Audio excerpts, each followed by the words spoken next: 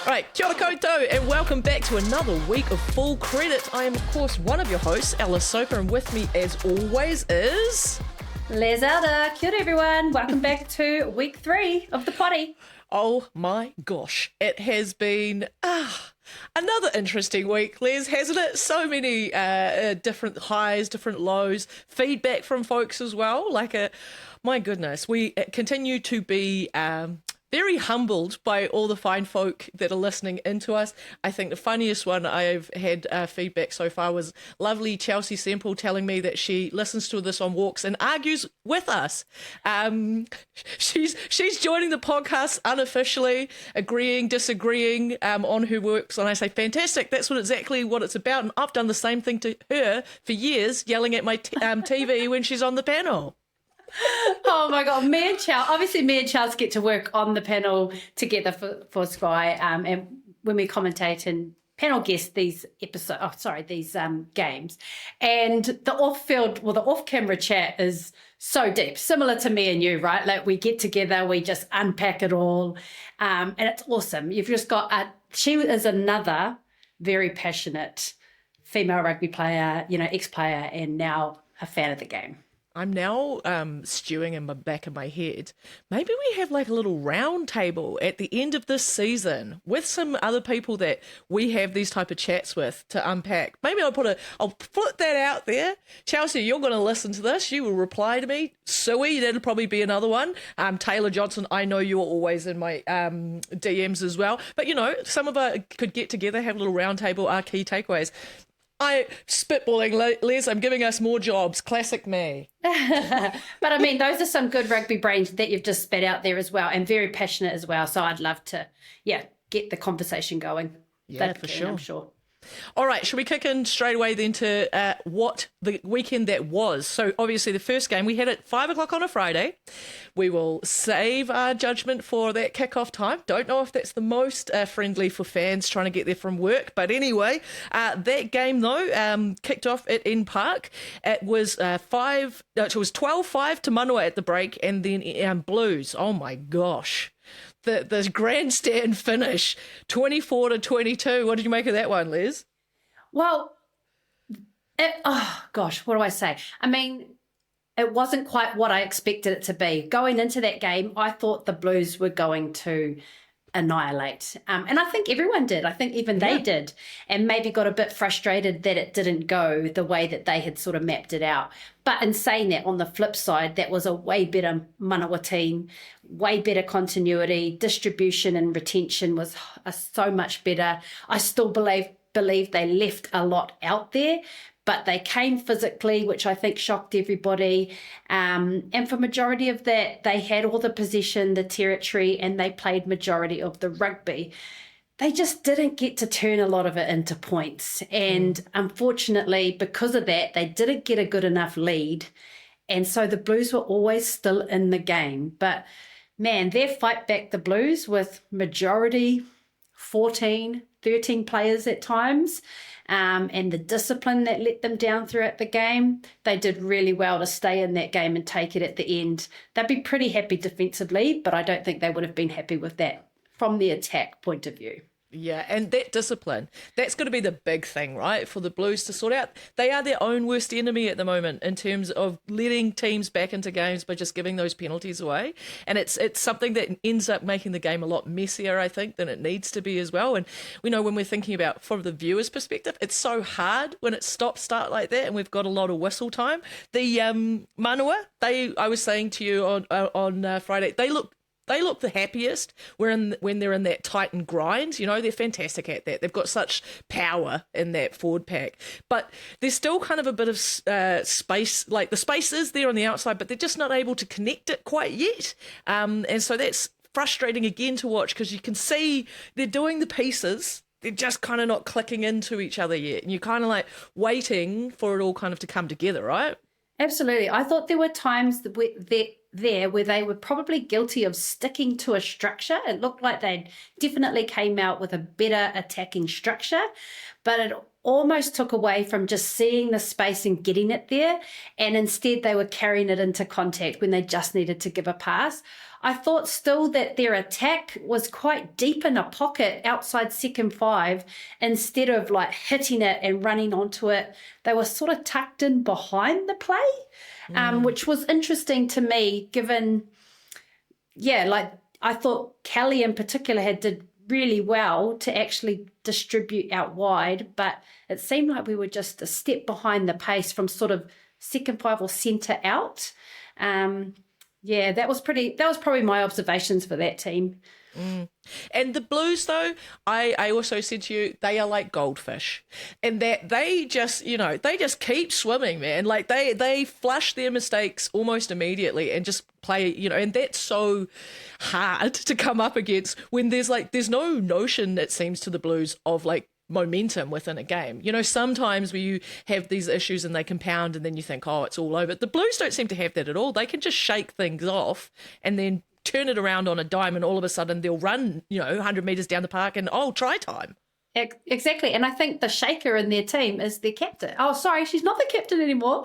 So used to her being the captain. But Ruahei Demant, she was influential at crucial moments. Her spatial awareness, just her ability to see things before other people see it and act on it. She kept them in the game, and those, especially with that try at the start where she did a pick and go, similar try to the week before. So she seemed to be their shaker, I think. But you're right, like it never seemed like they were under pressure or nervous. They just didn't have a lot of ball. Yeah, I will say, though, too, the other thing that really did impress me, and this is like a thing for young players and probably actually for my POA to take note of, is that I thought the Blues' ability to stay in the fight until their support arrived is really a key thing for them, particularly on the edges. Like the way that they can keep themselves up. There were a couple of times there where they had made like a half break or something and they were really isolated, but they managed to keep on their feet and fight until that arriving player was there, and then you can secure the ruck. Whereas I think, we'll talk about the Paua Matatu in a minute, but like that ability to just buy your mate that extra second to be able to get to you and then make sure you're securing those ruck, that type of stuff is gold, And they have that right within their team. I think me and you have spoken so highly of this player. We absolutely love her. But Mama Vaipulu, her ability to fight through contact and stay on her feet, she's outstanding at it.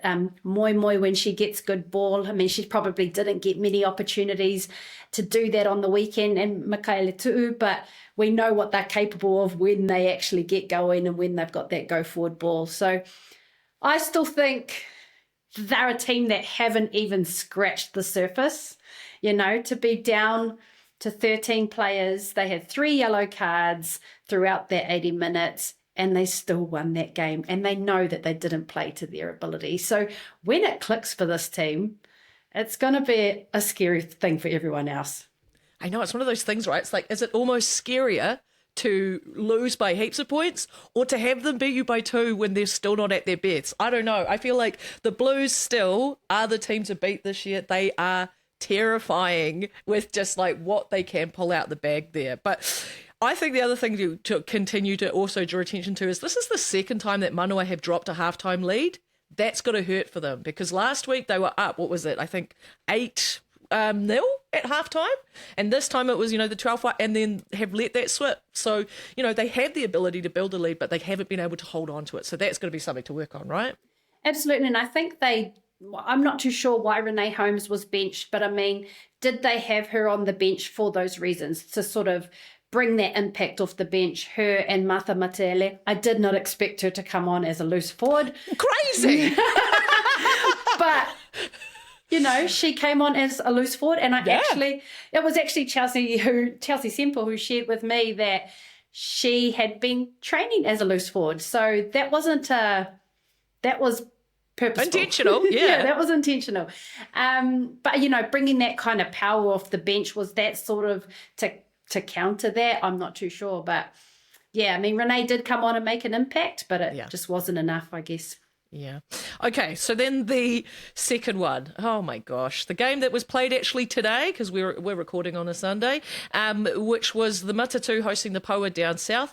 Now, half time was pretty much the final score, and that it was 24-7 to Matatu, and there was only 5 points added in the second half, with the Matatu ending up closing it out 29-7.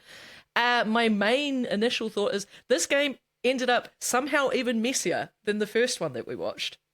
Yeah, I mean, it was a real pity because I think everyone wanted that to be a really good game for both teams, especially for the Paua. And I think I do 100% believe that they had it in them to do this as well. They are the bogey team for Matatu, so you could see the celebrations at the end of the game when Matatu took that away, because they know that it's a team they often fall to. But yeah, the Paua were just not in it today. I thought initially they started really well. There was actually some great continuity, great shape, but then that was probably as far as I got. I mean, you, what did you think of it? It's the handling. The handling was just completely out of hand today, because started from the jump, Les. I think I counted 5 handling errors from the Paua in the opening 10 minutes. So they were getting themselves into great attacking positions, but they just kept coughing up the ball. And so it was just getting so frustrating, where you're like, can we hold on to it past the third, fourth phase? You know, we'll start to suddenly look like we might be building some pressure, and then a pass wasn't on, a missed timing or something. Just so frustrating, because you're doing all the right things. You just got to catch the damn ball. I will have to say, though, of course, we can't go past the fact that the late change with Iritana Hohaia coming out, Paige Lush having to go in there, young Ray Dean Blake jumping on the bench. I want to give credit to both of those Dons, because those are big boots to fill in terms of what Iritana does for that team. So for both of them to show, pretty good level of composure at that last change up, I mean, that shows heart, if nothing else. Yeah, it does. And yes, like you said, credit to those girls for stepping in. They did a good job. I think you could see the difference, though, and that's not a discredit to them, but it probably is a credit to Iritana and where she is with her game. And just the speed of ruck clearance, things like that, were probably not as fast as what they would have been with Iritana in there. So that was a massive loss. At the same time, though, let's not miss the fact that Matatu put on a great attacking display. While we know the threat that the Blues possess, and we know they haven't quite scratched the surface, Matatu have impressed me the most in terms of the attacking game. And I think it's just the ability to ball play through the middle, and they've got their pods set up really nicely. Like, their structure is pretty crisp. But you've also got your forwards within your pods ball playing really well. It's usually ball carrier gets it off the 9, tips to the outside runner, who then gives the backdoor to Hannah King coming around. That seems to be the way that they're creating space.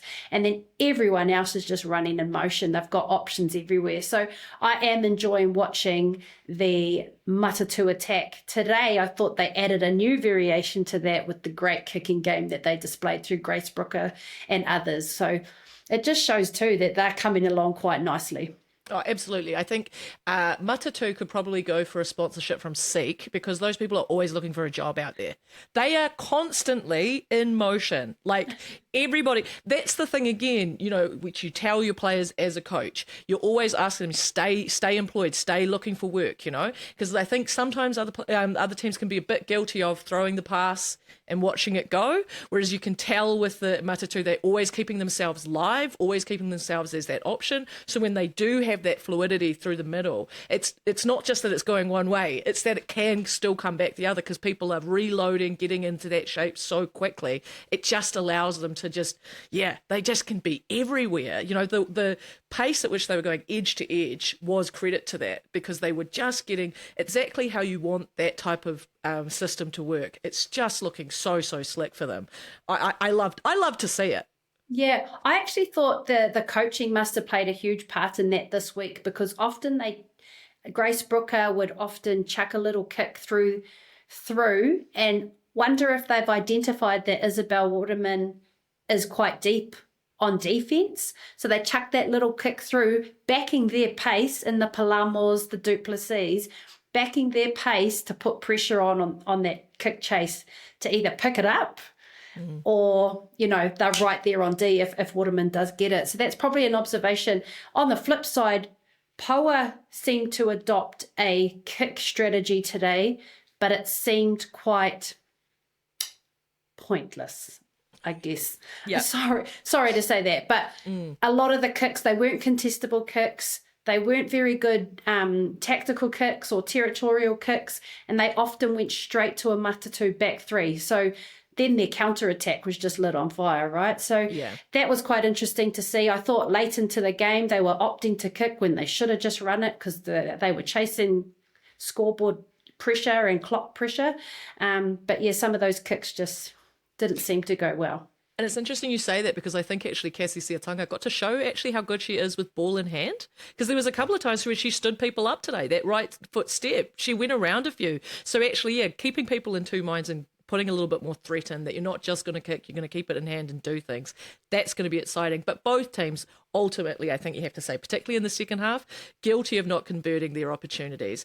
We don't have access to the stats from that game yet, but it would be really interesting to look at what the conversion rate was of like entries into the 22 to points, because I think that both teams, they went in that part of the field a lot, but didn't always come away with the points they would have been after.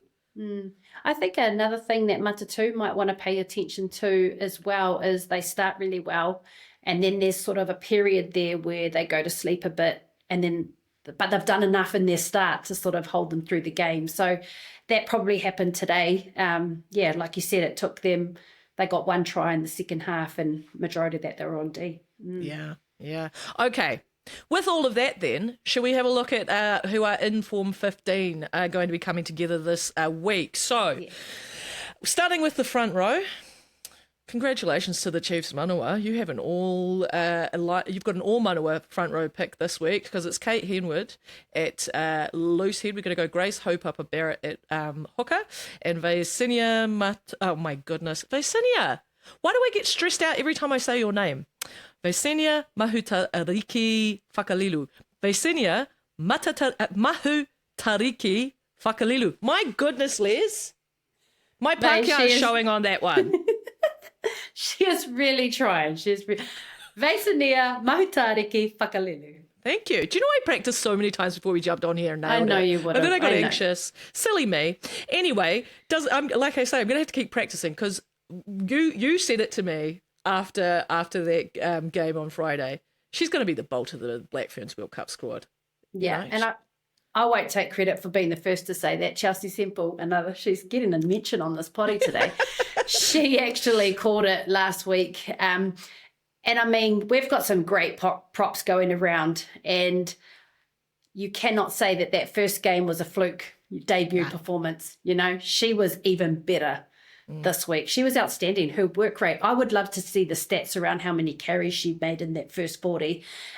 She was outstanding this week, and I agree. I agree with Chelsea Semple.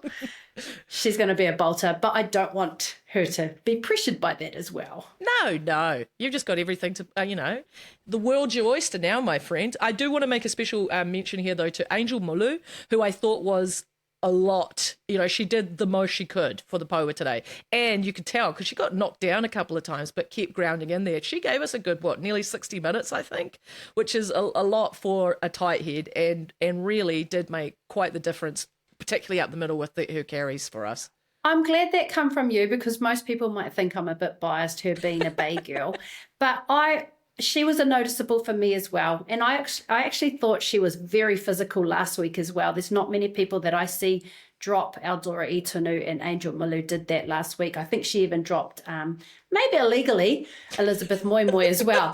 But I mean, Angel's physicality, and you've seen that today, her and Kaipo's battle there. Her physicality was outstanding. Get her match fit, because, she's returned from having a young baby, her little girl, her first time back in Super Rugby in a couple of years. So, yeah, if we could get her match fit, someone get that girl fit. Well, I mean, that's the thing, because I would say, sorry, I'm jumping back to the Poa. They were better today in their set piece. It was definitely better than last week, but it was good for maybe the first 25 of the half, and then it started to peter off, which says it's a conditioning issue, right, at this stage. But if we can get there, we can hold it right. But the problem with that is, while we continue to have that pressure on the scrum, Layla Sa'i is not being able to do what she can do and not being able to do that great attacking line off the back of a scrum. She's having to do so much work just to get that ball clean. I want to give that girl a proper platform. Can we sort that out, please? All right, locks. We have a Blues combo here.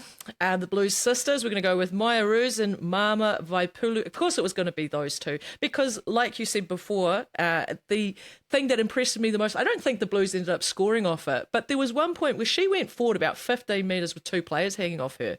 That is so strong, like crazy stuff.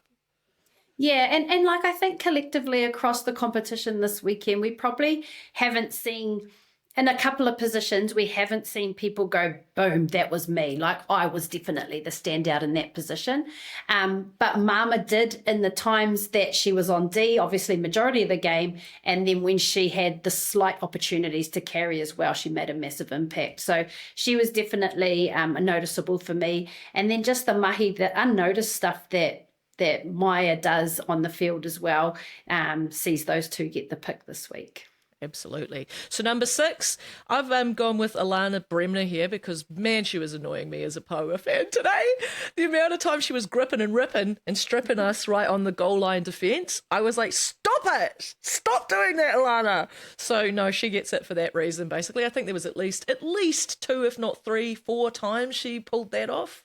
Frustrating stuff.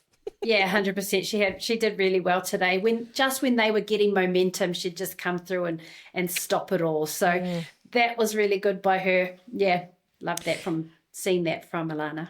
Now, our open side this week, she must have been frustrated that we didn't give it to her last week because she came out and had another absolute blinder. So, of course, Kennedy Tukuafu, congratulations, you are legitimately, without a doubt, the open side of the week.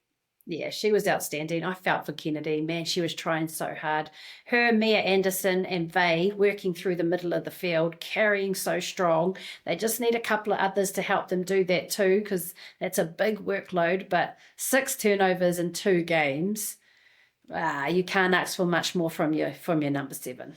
It's bread and butter stuff. Okay, at the back there, ultimately, it's Kaipo Olsen-Baker. Even though you've said, Maya had a great game also for the Manua, but Kaipo, she's getting the nudge this week.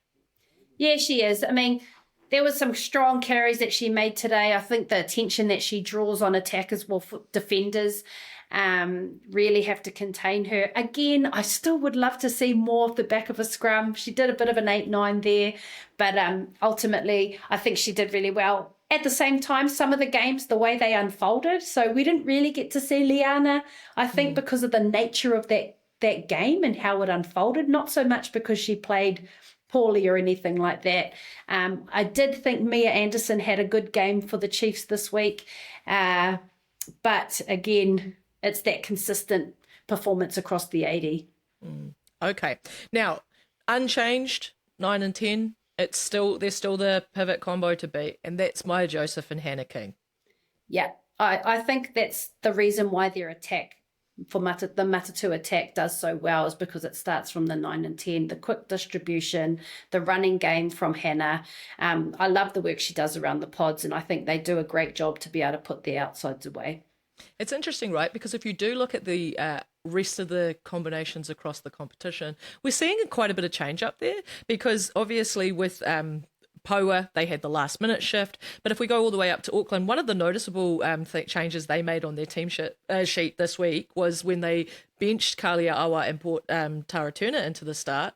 And then also, Hazel Turbek and Ariana Baylor, yeah, they've played a lot together, but I can't help but feel like Hazel must be missing Arihiana Marino Tauhinu, who they have played so much rugby together. Like, I think that combo is still settling in. Like, it's just everybody else has still kind of got to find that rhythm together.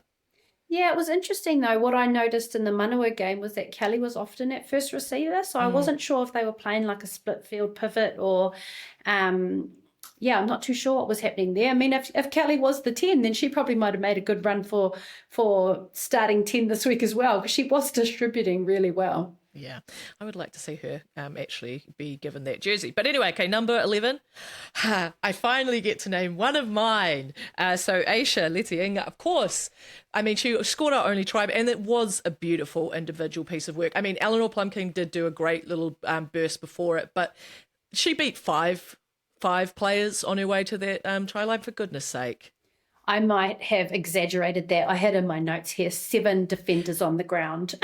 I mean, I think you're right. I was like, 2 of them she just burnt off, though. Do you know what I mean? Like, I was like 5 actually she stood up, and 2 she just gassed. Yeah. I mean, on top of that as well, her work rate, like she was coming on off her wing, and this is what I love, and this is what makes her world class. When the ball's not getting to her, she goes to get the ball, you know, and so she finds herself around the ruck. She picks and goes. How many times did she pick and go today? Yeah. And just, you know, she was the one that was maintaining momentum, really. So very deserving of that. I think she might have got one of the turnovers as well. She's actually deceptively good at that too. Like, again, for a winger, really good at like getting over defensively at a ruck. And of course she is, because her centre of gravity is so great. Like, she's only a short wee thing, so she's so hard to take down, like with that centre of gravity. Now, in the we've got a couple of combinations now that I'm looking at this team sheet, because in the midfield we've gone with the Matatu pairing of Grace Brooker and Amy Duplessis. I think in particular for me, this was one of the best games I've seen from Grace in quite a while, which was mean to see. And, you know, we talked about her kicking game. I'm not necessarily sure I was aware that she had that, you know, tool in her toolbox. Yeah, I mean, I've always known she's had the ability to kick, and look, she's leaving us for AFLW, so she's putting it to practice. But I mean, yeah, I thought she was really good today. Even the gas she showed when she got that first try for Matatu. But yeah, I thought she had a great game. Duplessis as well. I think she's just the form centre at the moment. She's really showing her class. I think just the work that she does. That first try that Grace scored, I put that down to the wraparound by Duplessis and the ability to straighten up, ball into contact, and then offload. So, yeah, I think they're deserving of that this week. You know, that's not a stat that we get measured in rugby union, and it's one I would love, is try assists. Like, who was the last pass? I think that would be something that would be so good if we would actually start to track, because there are people like that, you know, that, yeah, okay, what you might end up seeing on the highlight reel is the last 10 metres of that try, but often it's that little, you know, the basics done right of that draw and pass that creates the space for people to exploit.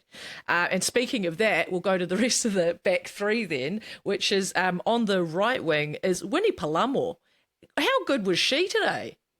So good. She's quick, eh? Like, when you've got pace like that on your outsides, options for just draw and pass are obviously always on, but it also backs up when you want to kick it through, because you know someone with steaming pace like that is coming down, and she's so quick. I thought she's growing. I think she's growing every week. She's exciting to watch. And then at the back, we have a new 15, and that's Kaya Napier, because again, that when you were talking about kicking woes, kicking to the back three, most of that woe came from Kaya Napier, for goodness sake. Yeah, I mean, she had an outstanding game today. We talked about her a little bit last week. We've seen glimpses of that. She'd done her job, but I thought this week she went another level. She actually showed some individual brilliance as well with that try she scored at the end. That was so good. Okay.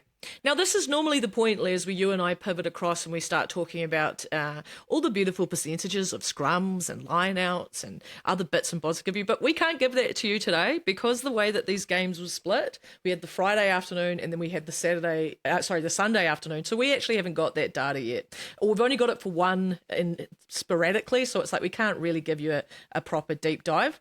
But that's all right, because Liz is on the job for us anyway. You know, she's doing the hard yards for us. So we're going to have a different type of detail today, and we have got a sideline chat that Les managed to capture with Portia after their win on Friday. Firstly, congratulations on the win. That was a big game, and you played that with 13 players for a lot of it. How long have they played the game? Jeez. But you personally, we do want to talk about you. How did you find it at centre? I enjoyed the challenge. I love the learning.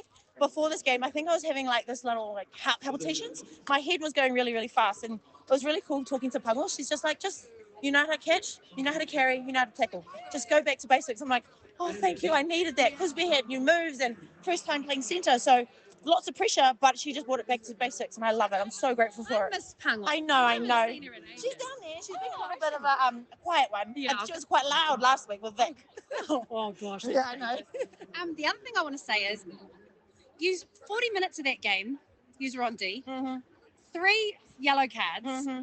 I don't even think you guys have actually pulled trigger. No, I don't think so. We haven't, and it's all down to our own mistakes. Like, obviously, Manawa is an amazing team. You have the likes of Kennedy. You have Mars up the front, and Maine's being a real menace in every ruck. I went to try to clean around, she's like a brick wall. So it's a battle no matter what. And when we clean up a bit of our act, we can come that 50% more. So, yes, I don't think we've got there yet, but I'm really looking forward to our game against Muscle too. It's exciting Yeah. to think you haven't even scratched the Oh, surface. totally. One last question. Everyone wants to know it. And I'm going to hit you on the spot. Go. Are you making yourself available for World Cup? Oh, sis, to be honest, I'm really enjoying it at the moment. I just want to play Opiki and just play it with freedom.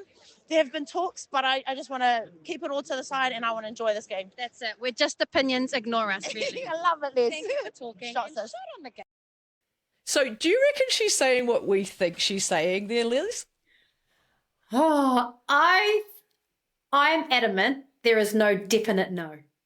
Yeah. She hasn't made a definitive no that she is not going to be available for the Rugby World Cup. So what I'm thinking and what I'm holding on to is hope. I have hope that she is enjoying her 15s rugby. She's enjoying just being back out there. She knows that she's got so much more to give. I'm going to say a little bit more because hopefully she's listening to this and I'm giving her a nudge. But, she didn't get to play in that World Cup final. It got taken away from her. And I think maybe in the back of her head, she wants to play that World Cup final again. She wants to go back to back. I hope she comes around. I know. Is it wishful thinking or I do feel like there has been a softening in that answer. Like I was there on the press conference they held when she announced her retirement and, people asked the questions there and she was very firm at that time that it was just going to be domestically. And, she said, I'm not going to do what Pango did and go into retirement and come back out again. But the thing is but if you're out there and you're having fun, why write yourself off? I think there's something to be said as well for the attrition on body, I would imagine, as a back, the difference that is to be holding yourself at that level of fitness for the 7s game versus the 15s game. I mean, I'm not saying you're not fit if you're playing for New Zealand in the backline. That's not true, but there is a different type of loading you've got to put on that body. And, she's now getting to also try new things. It's been exciting to see her experiment with centre and grow in that position too. So, come on, we all want to see her back. We all want to see her back. The opposition doesn't want to see her back. No, and that's the thing. I mean, the more serious note, though, for me on that, and that will lead us into the next part of the chat I want to have with you, which is around, because if we're not doing that, what are we doing with Opiki? Because I, of course, love, from the day-to-day rugby of it, I love seeing Portia try something else. I love seeing the Blues opening up other opportunities for them in terms of how they can reshuffle that backline. But from the bigger picture, we've got a handful of games, high-level domestic games, ahead of Pac 4, ahead of Rugby World Cup, why then am I benching this, who has been our starting 13, for this experiment domestically? If Portia isn't making herself available, and this isn't pressure on Portia, but if she isn't, what are we doing here? Because we're not giving Sylvia all the minutes that she's going to need to get her best prep in. It's a great question. And, when you think about what happens in the men's game, often there are rules and things stipulated from the top where players have to play certain minutes or they can't play games. And that's a directive that comes from the top. Is that happening in our game? I actually don't know. And maybe people out there, some of our listeners might be able to give us some insight. I don't know if the directive comes from the Black Ferns coaches. Hey, look, we need her on the starting. We need her playing. We need her giving us big minutes. So, yeah, I'm the same. I'm like, if we're wanting our best players to get better, they need to be playing these games. And probably another example is Natalie Delamere. I thought, man, that's tough that she didn't get selected this week.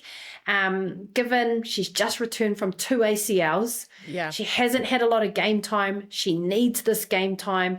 And for her, she is putting her hand up for World Cup. On the flip side, and this isn't a go at Fawn Birkin, but hasn't been in playing the game for years. I think 2019 might have been the last time she played.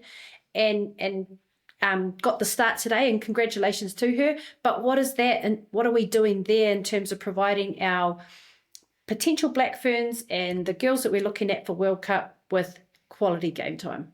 And this is my pitch to you to fix this.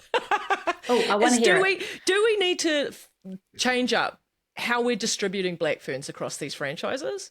Because we have only got a handful of games. Do we need to change how we're doing things? Do we need to potentially look at introducing a Black Ferns draft?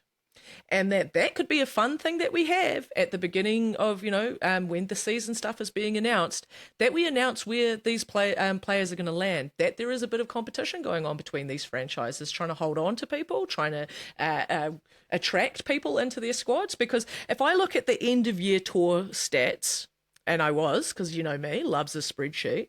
And I was looking at those that were named on the end of year tour and the franchise split that we had. We had 11 of those Black Ferns now are playing for Matatu. The Blues have 8 each. The Poa have 3. Now, is that going to give you great... So the Blues and Manawa have 8 each. Yes. Now, and the Poa have 3. But then if I dug a little deeper, because I was like, okay, this is the team you've named, but who actually got to play, right, when we were away on tour? And I was like, okay, let's have a look at who the really regular starters were at this point. So we had 4 games on that end of year tour. So who got to play in 3 or more? So more than half of them, they get the start. Those that were named as regular starters, Matatu, 5. Blues, 5. Manawa, 2. Poa, 1. And doesn't that kind of play out with what we're looking at and how things are going in this competition?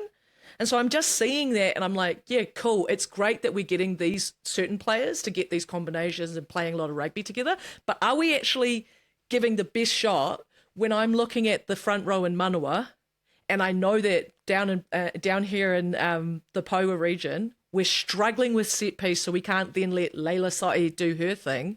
And I'm seeing Black Ferns not even picked for bench. What is that? That's so frustrating to be like, you've talked about the minutes that Natalie Delamere needs, but also Santo Taumata, she needs those minutes too, particularly when you've got a young gun that's coming through. Afena, she made that choice herself to relocate and go up to the Blues, but maybe those shouldn't actually be personal decisions, and maybe that should be something that is controlled centrally, and maybe that is through something like a draft. Look, I mean, you've got to ask the questions and you've got to put forward some kind of solutions, right? Or things to consider. As a past player that played in, the Super Rugby Opiki, I can just hear the players being like, shut up, Les and Alice. You are not telling us where to go. They are, and a lot of them are so loyal to their region, and it's the shifting away from families, it's all that other stuff to consider, which would probably make it really hard. I'd imagine, the player representation for these players would have a part to say in this as well.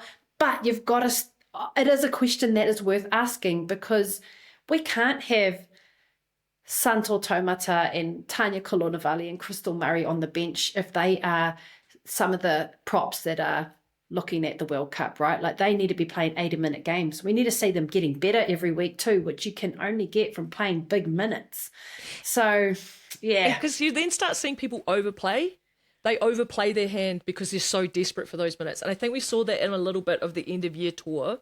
I saw a couple of people that had to bench it for a lot of that game. And so then when they finally did get on, they play too much, they're trying to show you I've got more to show you. And so they play everything rather than, when you have that confidence of a start, when you feel like you're really in the inner circle, you kind of take some of that pressure off yourself. And so those players that are on the fringes, they're trying really hard. And if I look at kind of how people are tracking across the different squads, I can see quite a lot of that in the Manawa team at the moment. There are a number of players there that are they're bloody good players, but they are having to push hard at the moment to keep in the mix, to keep in the in the selector's mindset. And so it's like, are we getting the best out of them and that type of thing? I mean, competition's always good, but if it's for 20 minutes, and again, in a 6-week competition, we add that up, that's, barely even a whole game played by the time you've ended up that season. I just think we've got to use this as it needs to be used, which is to develop our girls.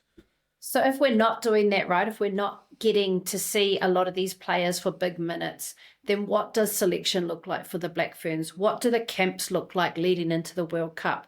Are we then bringing some of these girls in that we're like, oh, we've seen something in Opaki? Not enough, but there's something there that I'd like to test out a bit more. Are we bringing them in? Are we getting a bigger squad number now coming into camps where you can actually put these girls through camps alongside each other? You can play trial games or internal games. I know they're big on playing men. You know, are they doing that? Are we now making our squad for Black Ferns a lot bigger to accommodate more girls coming through, because we haven't seen enough from them from Opaki? I mean, I know that make Opaki longer, but we keep going there. Yeah. I mean, look, all roads lead back to a proper league, domestic competition. But yeah, in lieu of that, I'm just asking the question. Yeah. And I'm asking it too because I just think as a fan, I'd love to watch a Black Fern draft. It'd be something really exciting. It would be something that's completely different. It would be getting a profile and like an attention also in the detail of each of the positions. You know, we always hear a lot, and I don't think there has been like a world player of the year who's been in the front row, for example, justice for the front rowers. But like that's the type of thing that we have now seen in these first 2 weeks. Having a good front rower makes everyone look good outside them. So like if we were giving that type of weighting, and then off that also comes the opportunity for a fantasy league, like again, as the fan experience of all of that, that's really fun. 100%. And again, we've got to start tabling these discussions, right? I mean, they might be having those. Kendra Coxedge, let us know. Are they having those conversations? You know, are they having those conversations? They probably are. But yeah, give the public some insight into what that could look like. Show us you're working. I mean, with all of this, and as we had a chat about in the last week too, Les, like these are all just you and I bringing these conversations out of our DMs and into the public forum, because the reality is they're happening, right? They're happening out there. But we are just two people sitting in our houses having a chat. We are by no means the people that are in charge. We do not have the full picture, as we've just identified there. There are multiple moving parts that would need to be focusing on. We don't have all of that information, but what we're working off is where we're sitting, what we're seeing, and trying to communicate that to be able to get more people excited about the things we're excited about, right? Absolutely. And I'm glad you brought this up, because I think through this week, and we're only week 3 into our podcast, but we have been getting some feedback, and I've had people reach out to me personally and mention some things about certain players hearing what we're saying and maybe feeling a little bit of pressure. Maybe they're new into the game and their profile has accelerated quite quickly, and now they're getting named in these 15, you know, these form teams, and they're starting to feel the pressure of performance. And we want to just say, we want to make it real clear, we are just two opinions. For the players out there who are hearing this stuff, who are starting to think, oh God, you're putting me under pressure, Les and Alice. At the end of the day, our opinion isn't the opinion that matters. You know, you don't even need to tune in and listen to this.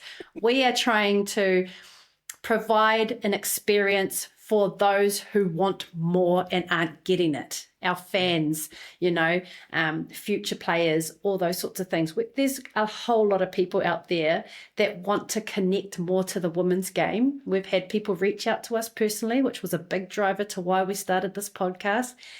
And we want to give them that. We want to give them insight. We want to give them opinions. We want to share. We want to create that fan engagement. And that doesn't mean that our opinions are the be all and end all. Yeah. And look, this is part of the growth, right? As our game becomes bigger, so do our platforms, and so do the eyes on us. And we want that. We're always talking about how we all loved selling out Eden Park, and boy, would we want to be selling out every stadium for you all the time. But that does mean more eyes on you. And so actually, when we get to this high performance level, that's part of the skills we've got to develop, is the extra eyes, the extra attention, the extra unpack of all of our performances. And so it is something that we've got to kind of learn through the process of being like, wow, I'm super visible now. And that, like, I'm not going to say it's always easy. Like I was telling you about, I still remember what Farah Palmer said about my team back in 2015. Like, wow, get over it, Alice. But, you know, at the time, we used her labeling us as the underdogs, as we thought particularly unfairly, as motivation. And so I think always that if there's anything in particular that you're like, that's, I'm better than that, let it fuel the fire. You can have me on your weights bag and you can punch into it if you want. But, use that as the fire. And also always remember, as you and I do as well, Les, because being people that have public opinions, it also comes with the same type of scrutiny and blowback. The key part for all of that is always to remember who are the people whose opinions you really value. Who are the people who know really what you're doing, why you're doing it, understand what the work is that you're putting in behind the scenes, and really put more weight on that. Not people that don't know you and don't know everything that you're about. Absolutely. I think just lastly, to sort of wrap that part up too, is, and this is coming from experience being a player myself who's been a part of a movement of trying to really grow our women's game, is the good. We ask for the good. We ask for the resources. We ask for the funding. We ask for the media exposure. But with that comes a little bit of the bad. And we have to accept that they come hand in hand. So with asking for more, we also are going to get more, like you said, more eyes on us, more scrutiny, more public opinion, more criticism, all those sorts of things. So just know what is white noise and push it to the side. And remember the people, like Ella said, who are important to you, whose opinions matter the most. Well, hopefully you didn't think today's episode was white noise. Not entirely. If you've listened this far, chances are you don't. So thank you for sticking with us. This week, though, Les and I, our teams get to play each other. And so finally, one of our teams will have a win. Hooray! And then we also get to have the two informed teams playing each other. That's going to be super exciting too. Another beautiful week of Opiki coming up for you. And it's only going to be week 3. How good? How good. And I'm actually going to be involved in that big matchup, the top two. Matatu versus the Blues down in Nelson. First Opiki game in Nelson. I'm actually real excited about that because we're going to have the two top teams going head to head. Let's see what they've got. How good. All right. Thanks so much for joining us, team. We'll see you again next week.